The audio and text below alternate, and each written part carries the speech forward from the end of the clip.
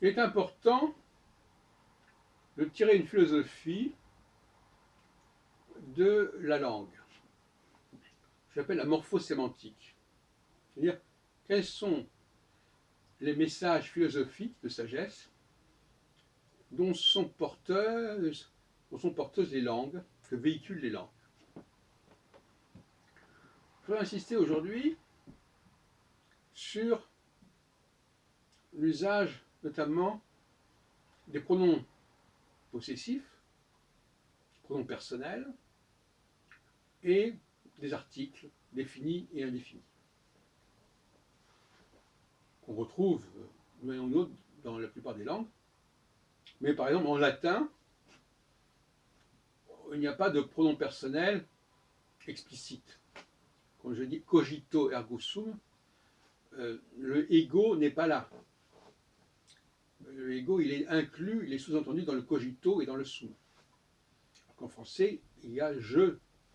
Et le français, d'ailleurs, est une langue, contrairement à d'autres langues latines, où on emploie beaucoup plus de pronoms personnels, alors que dans les langues latines, on dit souvent pienso, volio, sans préciser le pronom personnel.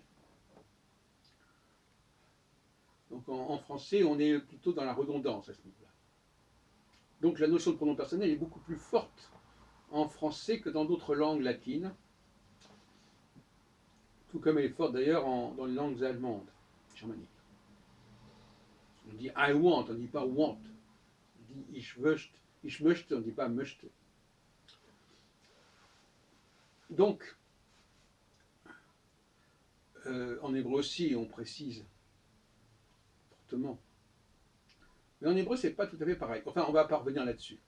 En tout cas, le français, de ce point de vue-là, est une langue plutôt germanique, par opposition aux langues latines comme l'italien ou l'espagnol, ou le latin, qui se passent plus facilement du signifiant, proprement parlé, pronom personnel.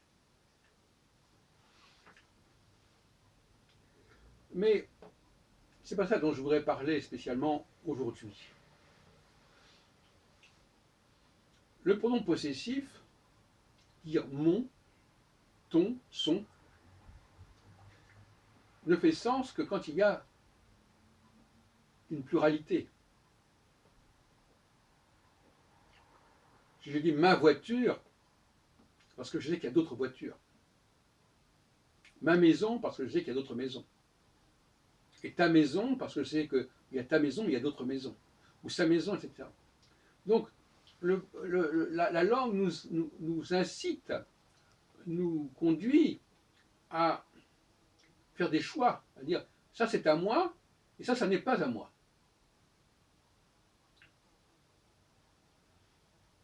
Donc la langue conduit au choix. Je reviendrai là-dessus. De la même façon, la langue nous dit qu'il y a du pluriel. Quand on dit les enfants, ça veut dire qu'il y a beaucoup d'enfants. Et un individu n'est jamais qu'un élément d'un ensemble. Donc elle nous apprend, quand on apprend une langue, on apprend qu'il y a du pluriel. On apprend qu'il y a des choses qui m'appartiennent et des choses qui ne m'appartiennent pas, qui sont à quelqu'un d'autre. Si je dis un livre, ça veut dire qu'il y a ce livre, mais il y en a d'autres. Si je dis le livre, ça veut dire en fin de compte le livre dont il est question, le livre qui se trouve là, le livre de telle personne. Ce n'est pas le livre tout seul, même si on pourrait employer dans un contexte religieux, disons le livre c'est le Coran, le livre c'est la Bible, etc. Bible, le mot Bible voulant dire livre en grec. Donc, le pronom personnel aussi nous apprend que je peux dire je, mais ce je, finalement, qui est-ce? Tout le monde peut dire je. Hier, il y avait un débat avec Jean-Luc Berlet sur un texte de Rimbaud qui disait je est un autre. Est-ce qu'il n'y a pas un je grammatical, voilà, je, et puis un je supérieur où j'exprime quelque chose vraiment de personnel. Et tout le monde n'accepte pas ce jeu supérieur. JE. Alors, l'autre jour, j'étais à la synagogue, c'était d'ailleurs vendredi soir, et il y avait un passage qu'on lit, qu'on chante la plupart du temps, le vendredi soir, après qui est le Ashkivenu. Et dans le Ashkivenu, on dit Avinu. Avinu. Avinu, ça veut dire littéralement notre Père. Et on retrouve d'ailleurs cette expression évidemment chez les chrétiens, notre Père qui est aux cieux, etc., etc. Mais curieusement, dans la traduction française de ce culte libéral que je suis, et on avait traduit par notre Dieu, ce qui n'est pas très intelligent. Parce que d'abord, nous dire notre Dieu, ça veut dire qu'il y a un Dieu qui est le nôtre, et puis il y a les autres qui ont d'autres dieux. Si je dis notre Père, à la limite, on pourrait dire, bon, il y a le Père de toute l'humanité. Parce qu'on a un seul Père. Génétiquement, on a un seul Père. Donc ça peut être une idée d'unité. Mais encore, quel est mon Père? Donc de toute façon, qu'on le dise ou non, il y a toujours la question, le langage nous oblige à dire, mais de qui parle-t-on? Qui est ce Dieu dont on nous parle? Et il est le Dieu de qui, ce Dieu?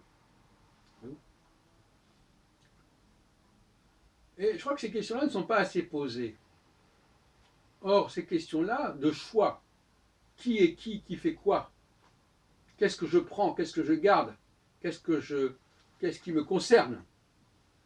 Eh bien, par exemple, dans le domaine musical, puisque je suis compositeur, ou comme dans le domaine pictural, ou dans n'importe quel domaine d'ailleurs, en vérité, de l'écriture aussi, il faut faire des choix.